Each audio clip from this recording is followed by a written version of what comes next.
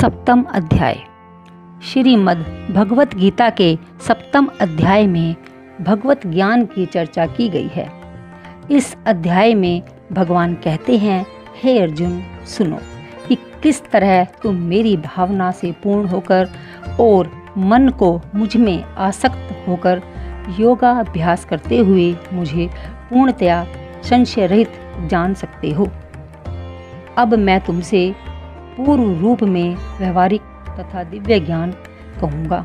इसे जान लेने के बाद तुम्हें जानने के लिए कुछ भी शेष नहीं रहेगा।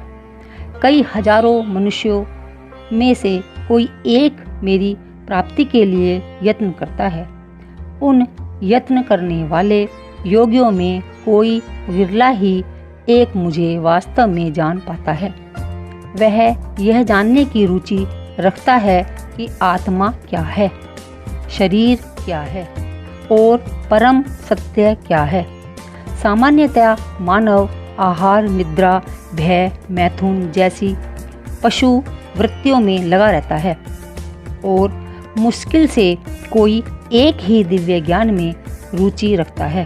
भगवान कहते हैं कि हे अर्जुन, पृथ्वी, जल, अग्नि, वायु, आकाश, मन, बुद्धि तथा अहंकार ये 8 प्रकार के भेदों वाली मेरी जड़ प्रकृति है।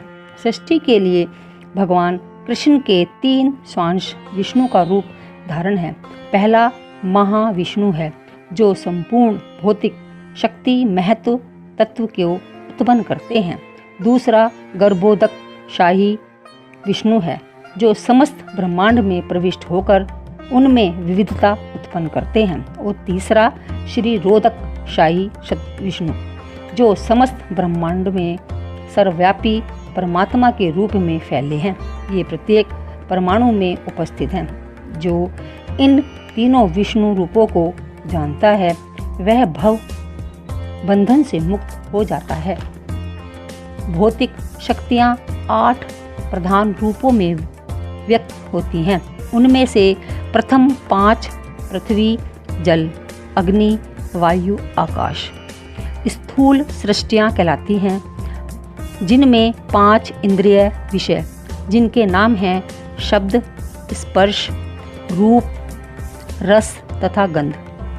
भौतिक विज्ञान में ये ही 10 तत्व हैं। अन्य 3 तत्व हैं जिनके नाम हैं मन, वायु, अहंकार, जो मानसिक कार्यकलापों से संबंधित रखते हैं। हे अर्जुन, इनके अतिरिक्त मेरी एक अन्य पराशक्ति है जो उन जीवों से युक्त है जो इन भौतिक अपरा प्रकृति के साधनों का विदोहन कर रहे हैं। अपरा शक्ति है पृथ्वी, जल, वायु, अग्नि, आकाश, मन, बुद्धि, अहंकार। भौतिक प्रकृति के 2 रूप, स्थूल यानी पृथ्वी तथा सूक्ष्म जैसे मन। जीव परमात्मा की पराशक्ति है जिसके कारण सारा संसार कार्यशील है। जीव सदैव भगवान द्वारा नियंत्रित है। जीवों का अपना कोई स्वतंत्र अस्तित्व नहीं है। सारे प्राणियों का उद्गम इन दोनों शक्तियों में ही है, पदार्थ और आत्मा। इस जगत में भौतिक अध्यात्म है, उसकी उत्पत्ति तथा प्रलय मुझे ही जानो। इस भौतिक शरीर का इसलिए विकास हुआ है क्योंकि इसके भीतर आत्मा है। एक बालक धीरे धीरे बढ़कर कुमार, फिर बाद में युवा और अंत में वृद्ध होता है, फिर शरीर का नाश होता है। हे अर्जुन, मुझसे कोई श्रेष्ठ सत्य नहीं है। जिस तरह मोती धागे में गूंथे रहते हैं उसी प्रकार सब कुछ मुझ पर ही आश्रित है। मैं जल का स्वाद हूँ, सूर्य तथा चंद्रमा का प्रकाश हूँ, मंत्र में ओंकार, आकाश में ध्वनि तथा मनुष्य में समर्थ हूँ। मैं पृथ्वी की सुगंध हूँ, अग्नि की ऊष्मा हूँ, समस्त जीवों का जीवन तथा तपस्वियों का तप हूँ। मैं ही समस्त जीवों का आदि अंत हूँ। मैं बलवानों का कामनाओं तथा इच्छाओं से रहित बल हूँ। मैं वह काम हूँ जो धर्म के विरुद्ध नहीं है।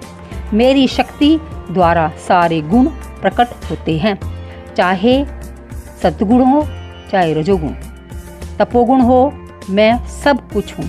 मैं स्वतंत्र हूँ, मैं प्रकृति के अधीन नहीं हूँ, अपितु वे मेरे अधीन हैं। प्रकृति के तीनों गुण वाली दैवीय शक्ति पार करना कठिन है, किंतु जो मेरी शरण में हो जाते हैं वे सरलता से इसे पार कर जाते हैं।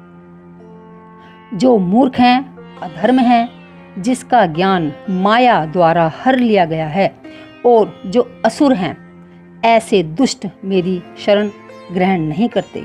अर्जुन, 4 प्रकार के पुण्य आत्मा मेरी सेवा करते हैं। पहली, आर्त, जैसे रोग से पीड़ित है, विपदा ग्रस्त है, भगवान से प्रार्थना करता है। दूसरा, जिज्ञासु, जिन्हें परम सत्य का ज्ञान है, जैसे राजा दीक्षित, भीष्म पितामह और हनुमान जी। तीसरा, अर्थार्थी, लाभ की इच्छा रखने वाले, भगवान की पूजा करते हैं, जैसे द्रौपदी और विभीषण ने की। चौथा है ज्ञानी, ज्ञान की जिज्ञासु, जैसे प्रहलाद और ध्रुव थे। शुद्ध भक्ति निष्काम होती है, इसमें किसी भी प्रकार की लाभ की आकांक्षा नहीं होती। इनमें जो परम ज्ञानी है और शुद्ध भक्ति में लगा रहता है, सर्वश्रेष्ठ है, क्योंकि मैं उसे प्रिय हूँ और वह मुझे। भक्ति या दिव्य अनुष्ठानों को करता हुआ जीव अनेक जन्मों के पश्चात इस दिव्य ज्ञान को प्राप्त कर सकता है कि आत्मा साक्षात्कार का चरम लक्ष्य श्री भगवान ही है। जीव के शरीर में बोलने, देखने, सुनने, सांसें आदि की शक्तियाँ हैं, किंतु ये भगवान से संबंधित शक्तियाँ ना हो तो सभी व्यर्थ है। प्रत्येक वस्तु भगवान से ही जुड़ी हुई है।